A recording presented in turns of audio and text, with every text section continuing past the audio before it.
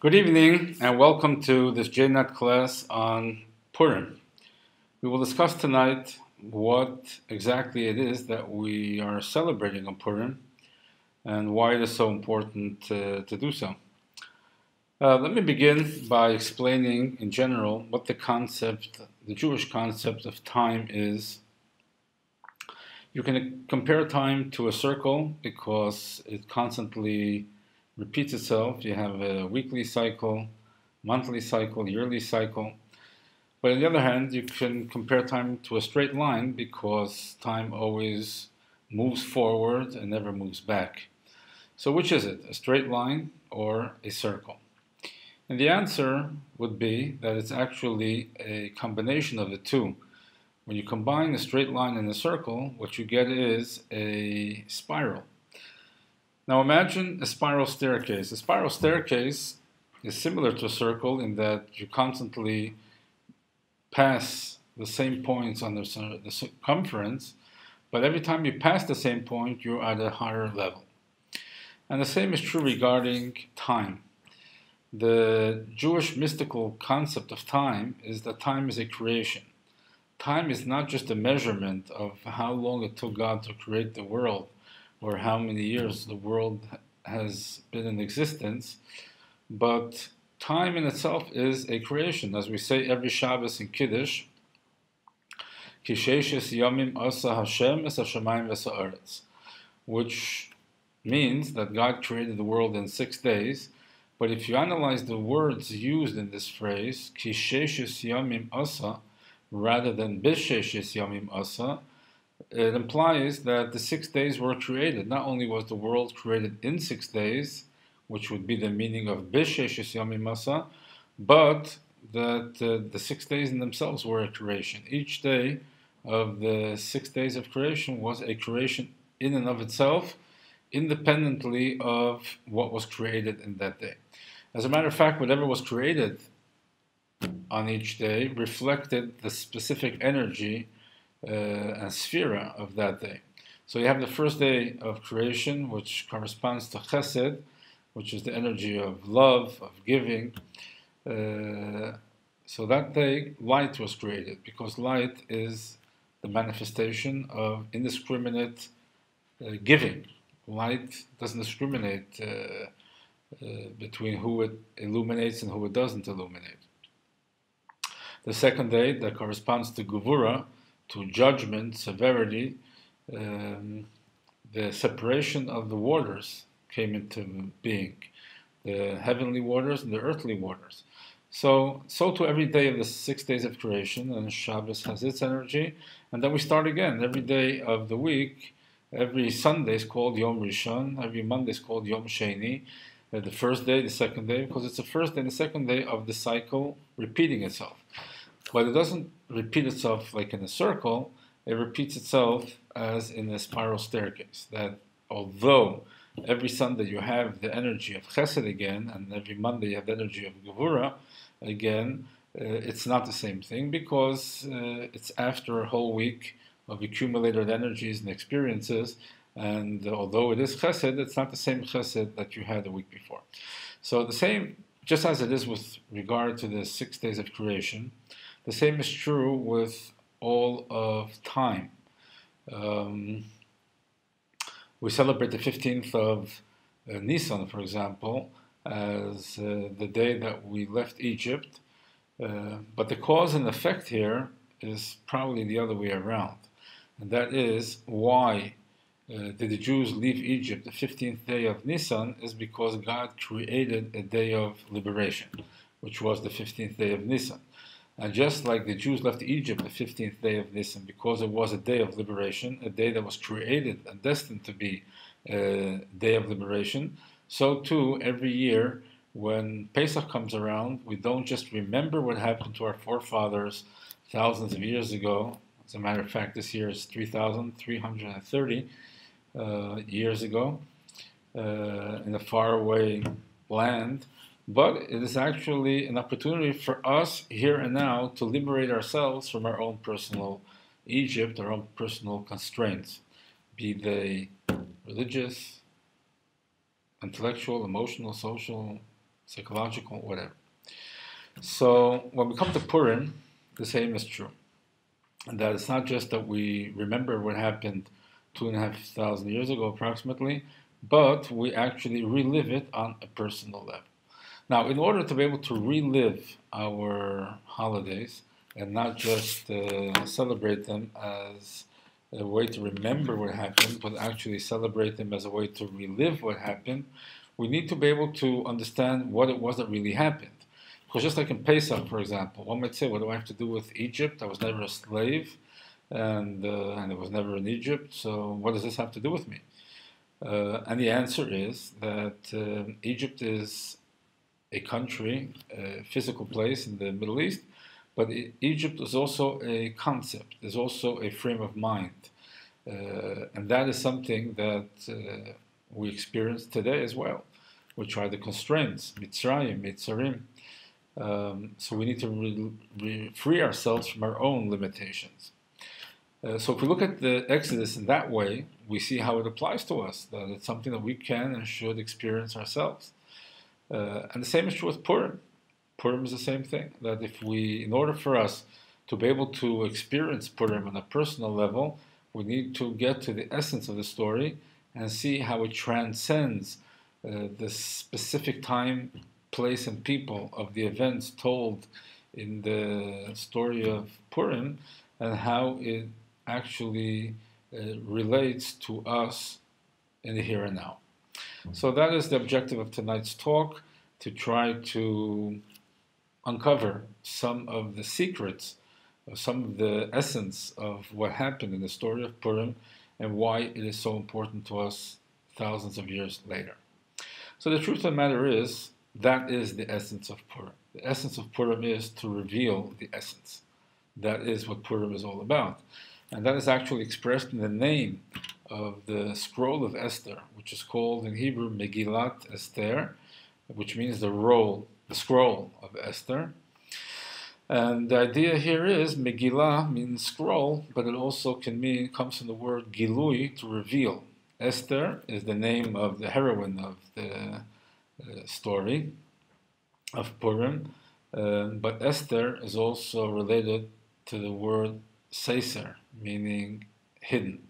So the truth is, Megillat Esther can also mean the revelation of the hidden. That is what the essence of the story of Purim is. And that is something which has to do with us today as well. The major challenge that we have in our lifetime here on earth is to be able to penetrate the external, superficial appearance of things and to understand what is really going on behind the scenes. The book of Esther is the only book of Tanakh, the only book of the Bible that does not have God's name in it explicitly. It never mentions the name of God openly. It is there, alluded to in different ways, but it doesn't. None of God's holy names are in the Megillah. That is why, as a matter of fact, when somebody learns the art of being a scribe, a sofer, the first thing he would write is a Megillah, because the Megillah doesn't have God's name in it, so he doesn't run the risk of making a mistake when writing God's name, which would be blasphemy to write, God's name wrongly. So his first book that he writes is the book of Esther, so that he doesn't run the risk of writing God's name wrong as a newly graduated scribe. So there we see this idea that the whole idea of Purim appears to be a series of coincidences, a series of political maneuvers, palace intrigue that happened, and you don't see God's hand there at all, right? So the idea of the story of Purim is precisely to teach us that even though things seem to be running the course of natural law, the laws of nature, behind it all is God's hand. And we see it in different things that happened. For example, when the decree came out to destroy all the Jewish people, and Mordechai was very upset about it and sent a message to Esther, who was the queen, and she should intercede on behalf of the Jews with the king Ahasuerus. And she said that, you can't just go to the king, he might kill me.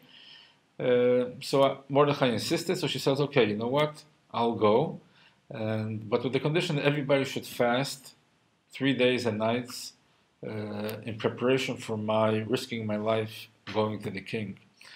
And the Rebbe points out that we see here a very strange thing. I mean, if Esther wanted to find favor in the eyes of her husband, the king Ahasuerus, who chose her precisely for her beauty, why would she fast for 3 days? She should spend 3 days at the gym or at the beauty parlor.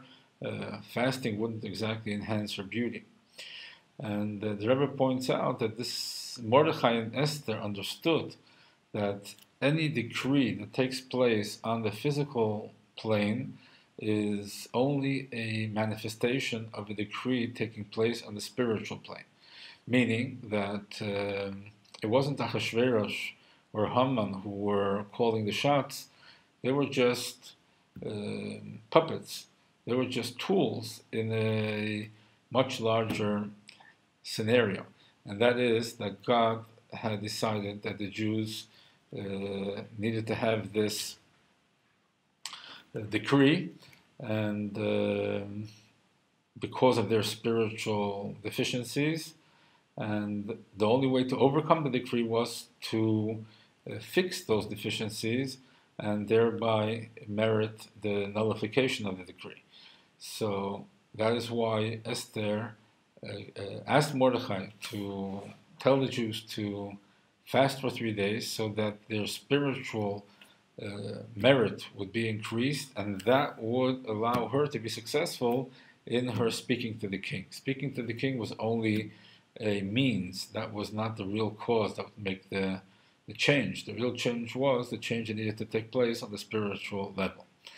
So we see right there, if we look at that whole exchange between Esther and Mordechai, we see that they both understood that what was going on here wasn't just a result of Ahasuerus and Haman hating the Jews for whatever reason, but that we really wouldn't care if they hated the Jews, if the Jews weren't to be vulnerable to their decrees. And what caused the Jews to be vulnerable to the decrees of Ahasuerus and Haman was to be addressed. Now, what is it that made the Jews vulnerable to the decrees of Ahasuerus and Haman? So the Talmud asks this question, as a matter of fact. The Talmud asks, what did the Jews do to deserve such a decree of extinction, of annihilation? What did they do to deserve such a decree? So the Talmud says because they enjoyed the feast that Ahasuerus made for them. The Megillah opens by telling us about a feast that Ahasuerus made for all his countrymen that lasted 180 days. And because he celebrated his understanding that the Jews would not leave his country to go back to Israel. When Nebuchadnezzar, the king of Babylon, destroyed the first temple, the prophets prophesied that after 70 years the Jews would return back to Israel. According to the calculations that Ahasuerus made, the 70 years had passed and the Jews weren't going anywhere. So he figured that that prophecy was either wrong or was nullified, and that was what he was celebrating. So he made a party, and at that party he had, the Megillah tells us, he prepared food, kirtzon ish va'ish, according to the desire of each and every person. What does it mean, each and every person? Ish va'ish, for every man and man. So the Talmud says, for Mordechai and for Haman, there was food that satisfied Haman's gastronomic aspirations, and there was food that satisfied Mordechai's halachic kashrus requirements. In other words, that the Jews were able to partake of that feast without violating any of their religious obligations. So the question is, what was the big sin? What did they do? They ate kosher, top-level kosher, kosher enough for Mordechai to eat the food. So what was exactly the problem? Why did they deserve this decree? So the answer is that the Rabbi points out that the key word here is not that they ate at the feast, but nehenu. They enjoyed the feast that Achashverosh made. What does that mean? It means, in other words, that the Jews saw that 70 years apparently went by, and they were still in exile, and they didn't care because they were on good terms with the king of the superpower. Achashverosh was a superpower then, dominated 127 countries, territories, and all the Jews lived under his authority. And he threw a party, invited the Jews to come and eat kosher food and everything, and they felt great. You know, what do we need to go back to Israel for? What do we need God for? We're doing fine. So that is when God said, okay, guys, you know, you think you're doing fine and you don't need me anymore. I'll leave you to your own resources. If you think that you don't need God because nature is doing pretty well and you're okay on your own, I'll let you be on your own and let's see what happens. So that is when all of a sudden Achashverosh and Haman reverted to their natures and started the whole plot to kill the Jews. Now, when the Jews saw what was going on, they had an option. They had an option to abandon their Judaism because the decree was only against Jews, and if you denied your Jewishness, you were not covered by that decree. In other words, that decree had nothing to do with you. Nevertheless, throughout all the time, a year, more than a year, that the Jews were under that cloud of that decree, they only strengthened their commitment to their Jewishness, to their Judaism, and they did not abandon it. So that is what actually nullified the decree, meaning when the Jews finally realized that they do need God to take care of them, and they do need to serve God, and it wasn't enough just to be comfortable, just being one of the normal, regular citizens of Persia. That is when the decree was nullified, and the Jews regained their spiritual stature again. As a matter of fact, the Talmud tells us, explains one of the verses of the Megillah that says that after the whole story and the victory and the turnaround and the salvation of the Jews, it says Kimu v'kiblu hayudim es asher hechelu lasos, that the Jews kimu v'kiblu they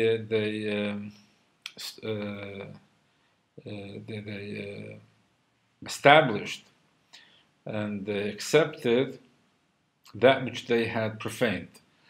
In other words, that the Jews had abandoned sort of the fervor they had for their Jewish identity. You know, they felt very good being normal citizens of the superpower of their time. But then, after the story of Purim, their faith was reactivated and they returned to their connection to Hashem and the Torah. So, in this phrase that the Megillah says, "Kimu v'kiblu," they established or they ratified and they accepted. So our sages say, "Kimu mashekiblu kvar." They ratified that which they had already accepted. Meaning, what happened in Purim actually was the end of a process that began at Mount Sinai, and throughout all the years until the story of Purim, maybe 1,000 years, the Jews had a very good excuse for not keeping the Torah mitzvahs at all, because our sages tell us that when God wanted to give the Torah, he first offered it to all the nations of the world, and each of them asked what the Torah contains. What does the Torah tell us to do? And when they heard that there was something there that they didn't jive with their lifestyle, they rejected it. They can't live without killing, without stealing, without whatever. And they weren't interested in changing their lifestyle. And when it came to the Jewish people, they said, Nasa v'nishma, we will accept and we will hear. We will do and we will hear. But the Talmud tells us that actually God lifted Mount Sinai over their heads and said if they were to accept the Torah, fine, and if not, they would be buried right there. So Talmud says that since then, the Jews had a good excuse for not fulfilling the mitzvahs. They were forced into it. They had no choice. They never accepted it willingly. They were threatened that if they were not to accept the Torah, they would be buried right then and there. So Mikan Midor Rabbi L'Raisa, that since then the Jews had a very good excuse for not fulfilling the Torah because they were forced. At the story of Purim, they accepted the Torah and mitzvahs willingly. So that ratified their acceptance retroactively at Mount Sinai. In other words, that it wasn't something that was forced upon them, even if it was at that point forced, but later, since they accepted it willingly, so that retroactively validated the original acceptance. Chassidus gives an interesting insight into this whole episode of God putting a mountain over them. What does it mean he put a mountain over them? So Chassidus explains that mountains and valleys represent love and fear. Mountains, which are expansive, represent love, which is expansive, and valleys, which are impressions in the ground, represent fear, which makes the person contract. So the idea of the mountain represents love, and the idea is that God showed so much love to the Jewish people, taking them out of Egypt and all the miracles, and splitting the sea, and everything that was done for them, that when He asked them to do something, how can they say no? So that love, that open display of constant, limitless love, was what coerced them to accept His request. How can you say no to such a benefactor that shows you so much love? So that was the coercion. And that is why one might have thought that the Jews never really accepted it out of their own volition. They accepted it because they were seduced into it, and they were forced because they couldn't say no to someone, God, who showed them so much love and gave them so much.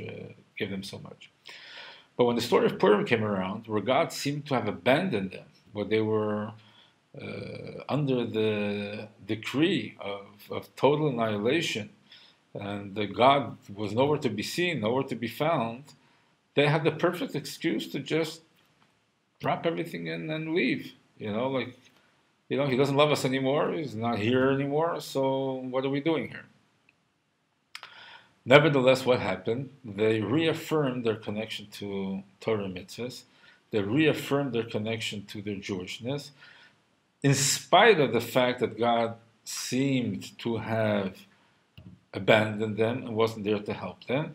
So that showed that their connection to God wasn't just because it was worthwhile or because it paid or because they would receive some benefit, but because it was an unbreakable connection, meaning that they were connected in spite of anything that might happen, not because of something that happened. Okay, so that is what happened actually in the story of Purim. What happened in Purim is that our acceptance of the Torah at Mount Sinai was finally validated in a very deep way. That is why we also find, so that is the essence of Purim actually. The essence of Purim is that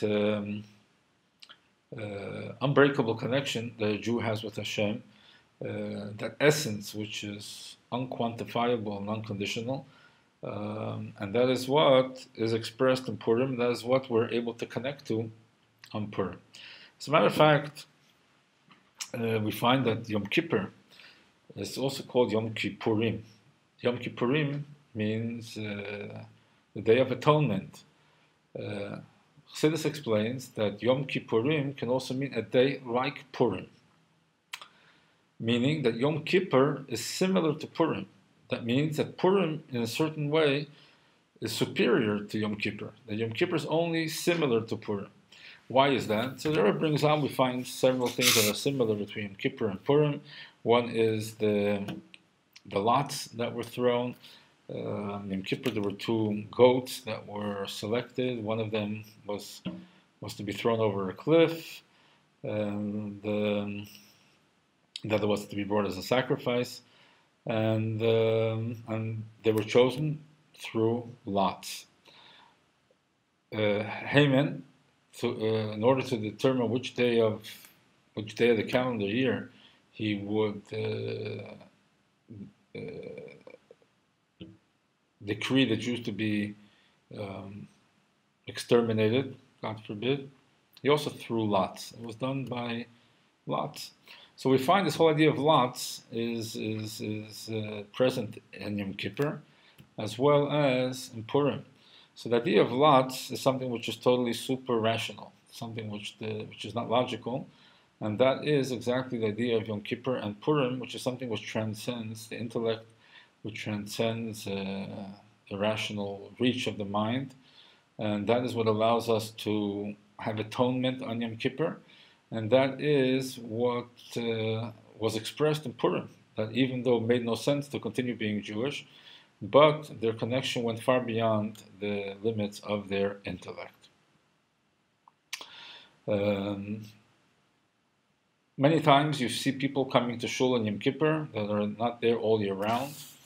Reminds me of a story of a fellow who, after Yom Kippur, as he's leaving the shul, the rabbi says, it's about time you join God's army.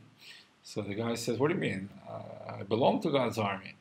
So the rabbi says, why don't we ever see you around? He says, well, I belong to the Secret Service. But people come to shul, sometimes don't show up a whole year, and they're Yom Kippur, and some would look at them maybe cynically. What are you doing here? You just come, to make sure God gives you a good year, and then the whole year you don't show up. But Chassidus explains that there's something much deeper happening here, and that is that Yom Kippur is the day where the essence of the soul expresses itself. And the way I like to express it is, people come to Yom Kippur, come to shul on Yom Kippur, and in essence they're saying, I am here because I am Jewish. In other words, that independently of the level of practice, of expression, of religiosity, a Jew feels that he is a Jew. Independently what he can explain about it, and independently of what he can articulate about it, he just knows he'd rather be in than out. It's binary. So that's what happens in Kippur. It's an essential thing. You're either in or out, yes or no. It's not quantifiable. And the same thing is with Purim. Purim, that's exactly what happened. The Jews reaffirmed this condition. And this is what we access and activate every year in Purim. Every year when comes Purim, this is what we look to connect to. And that is that very essence of our neshama, that very essence of our soul, that is not subject to any outside influence or impact. To the contrary, once we access that, the idea is for that to then impact and influence our day-to-day mundane life. Why do we say Yom Kippur is like Purim? Because Yom Kippur is a day that we divorce ourselves from our normal lifestyle. We don't eat, we don't drink, we don't wear normal shoes, and other things that are prohibited on Yom Kippur. So it's very easy to feel holy and connected to God then, because you're disconnected from your earthly functions. But Purim is just the opposite. Purim is a day that we are obligated to eat and drink and to even get drunk. And it's a very physical, the celebration is on a very physical level. In contradistinction to Hanukkah, for example, where the celebration doesn't revolve so much around food, it revolves more around spiritual things, such as lighting candles and Hallel. But in Purim, we don't have that. Purim, the celebration is very physical. So one explanation is because on Purim, the decree was to exterminate us physically. So the celebration is also physical. Whereas in Hanukkah, the decree was only a spiritual decree, only a spiritual extermination. So therefore, the celebration is also more spiritual. But the idea is that Purim, we are able to bring that essence into mundane behavior, and thereby transforming the mundane behavior and turning it into holy behavior. So that is the essence of Purim. The essence of Purim is not, the way it might seem from the outside, something superficial and just letting loose. There's nothing further than the truth. From the truth in that, the idea is precisely the opposite: to express that essential condition that we have in our earthly, apparently mundane activities, and to be able to turn those around. And that comes from a very deep place in us. There's an interesting thing that I would like to share, a concept regarding one of the mitzvahs of Purim, which is the obligation to get drunk. The Talmud says that chayiv inish lebesume bepuria, a person has the obligation to drink wine on Purim, ad leyoda, until the point where he does not distinguish between Or Haman and Mordechai. To the point where he does not distinguish between cursed is Haman and blessed is Mordechai. That means he ends up saying Haman is blessed. So what does this mean? There are many different opinions as to how to fulfill this obligation. Does it mean you have to actually get drunk? The Rambam, for example, says that you drink a little more than you're accustomed to, and enough to make you go to sleep. And when you're sleeping, you can't tell the difference between Haman and Mordechai.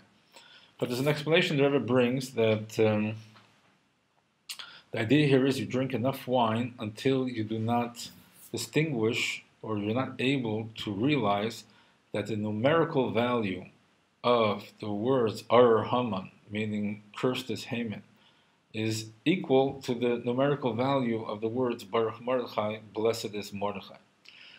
So that's the idea. So the question is, what does it mean? First of all, if you drink enough wine, you won't be able to do much simpler mathematical equations. So why specifically this test that you have to add up the numbers, the numerical value of Or Haman and the numerical value of Baruch Mordechai, and it has to come out equal? Why not do something much simpler as a test? Also, the fact that Or Haman, cursed is Haman, has the same numerical value as blessed is Mordechai means that there is some connection between the two, because the fact that they share the same numerical value shows that there is some connection. The question is, what connection can there be between these two diametrically opposite personalities? You have the great sage and pious Mordechai versus the cursed, the vile Haman, and what connection could there be between the two of them for them to share the same numerical value? So the Rabbi explains here very interestingly that the idea of drinking wine can be understood literally, to drink wine, or you can understand it also metaphorically as imbibing the wine aspect of Torah. Meaning, Torah is considered nourishment for the soul. Just like the food, just like the body needs physical nourishment, the soul needs spiritual nourishment. Now, the body has different levels of nourishment. You have bread and water, the basics that it needs to live, that most people need to live. Then you have more nourishing food, meat, potatoes, vegetables, whatever else you eat to enhance your diet. Then you have fruits, which are there to add taste and pleasure to your life. And then you have wine, which is something that makes you happy. And if you drink enough of it, it reveals your secrets. Or you reveal your secrets. Now, the Talmud actually points out, Nichnas yain yatsa sod, that when wine goes in, the secret comes out. Now, why is it? So the Talmud says because the numerical value of wine, yain, is 70. And the numerical value of the word sod, secret, is also 70. So when you drink wine, your secret comes out. But something deeper than that. And that is because what is wine in essence? Wine is the secret of the grape. How do you make wine? You take grapes, you let them ferment, and the wine comes out. So wine is in essence the secret of the grape. That is why when you drink wine, your secrets also come out. Now, you have that physically. When you drink physical wine, your physical secrets that you have consciously come out, or subconsciously. But then you have also, on a spiritual level, there are those levels in Torah which correspond to bread and water, meat and potatoes, fruits, and wine. So you have Pshat, Remez, Drush, Sod. Pshat is the very literal, basic entry level of Torah study, which tells you what to do and what not to do, and the very basic understanding of things. And then you go up in level until you hit the fourth level, which is the level which is called the secrets of the Torah, which is compared to wine, for the reasons we said before. It's just like wine is the secret of the grape, and wine reveals your secret. There is that part of Torah, which is the secret part of Torah, and when you learn that, it reveals the secret part, the subconscious part of your soul. And then there's the essence of your soul, which is revealed by the part of the Torah compared to oil, which would be Chassidus. But the secret part is Kabbalah. The Kabbalah, Chassidus as well, is considered the wine aspect of the menu of the Torah nourishment of the soul. So the idea here is that you have to imbibe enough wine, enough Chassidus, enough Kabbalah, for you to be able to perceive in the cursed Haman his potential to be a blessed Mordechai. In other words, when you look at something superficially, you judge it superficially, but when you're able to look beyond the facade and see what's behind it, then you have a whole different perspective of it. So even though it might appear to you as a cursed Haman, you're able to perceive the potential to become a blessed Mordechai.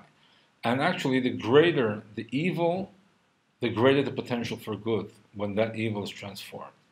The Talmud actually tells a story that brings this out in a very clear way. One of the sages, Rabbi Yochanan, was very beautiful, very handsome, very beautiful face. And he was bathing one day in the river when a group of bandits that were led by a gladiator named Rish Lakish, a Jewish gladiator. His name was Rish Lakish. So he saw this fellow in the river, and he pounced on him in order to violate him. And when he was about to proceed, Rabbi Yochanan tells him, hey, that energy and power that you just displayed, if you were to apply it to Torah study, you would become a great sage. You would be very successful. So Rish Lakish answered him, the beauty you have in your face, if you were to apply it to women, you would be very successful. So Rabbi Yochanan tells him, you see how beautiful I am? My sister is even more beautiful than I am. Now, if you agreed to go study Torah, my sister will agree to marry you. And Rish Lakish agreed right there and then. As a matter of fact, the Gemara says, when he tried to jump back the distance that he jumped before, he wasn't able to because Torah study, even the commitment to Torah study, weakens your animal energy. Anyway, so that's the story of Rabbi Yochanan Rish Lakish. He became a very great sage. He was a contemporary, a colleague of Rabbi Yochanan. There were always many arguments in the Talmud between the two of them, and it's a fascinating story. I won't get into the whole story of the two of them, but they were very lifelong friends. Anyway, what am I trying to bring out? Normally, if somebody jumps and is about to attack you, you either fight or flight. I mean, you either fight or you run away. What did Rabbi Yochanan react? What was his reaction? He saw in this gladiator who was about to attack him the potential for greatness if he would be channeled the right way. So that is an example of what the idea of Purim is, that we should imbibe, fill ourselves with enough Torah and that part of the Torah which reveals the secret of existence and accesses the secret of our own existence, our own neshama. And once we can access it and activate it, then we can also perceive in others around us, in the world around us, the godly soul that is hidden behind the external facade that covers it naturally. So, to sum up, the idea of Purim is not just to remember what happened thousands of years ago, it's to relive it. The essence of Purim is to reveal the hidden, to reveal the essence. That's what Megillah's Esther means. Reveal. Megillah has Esther, the hidden. And the whole idea of Purim is that it appeared to be a series of coincidences and political maneuvers, but in actuality, there was a hand within this glove. You see the glove, but within the glove, there is a hand. And the whole idea of Purim is to train us and to point out to us that when we are confronted with situations in life, to be able to penetrate the outer facade and perceive what is within the essence of each situation, and to be able to behave and act accordingly. So, this is just one example of the many different teachings that we find in Chassidus about the story of Purim, and there's much more to be spoken about, but time is running out.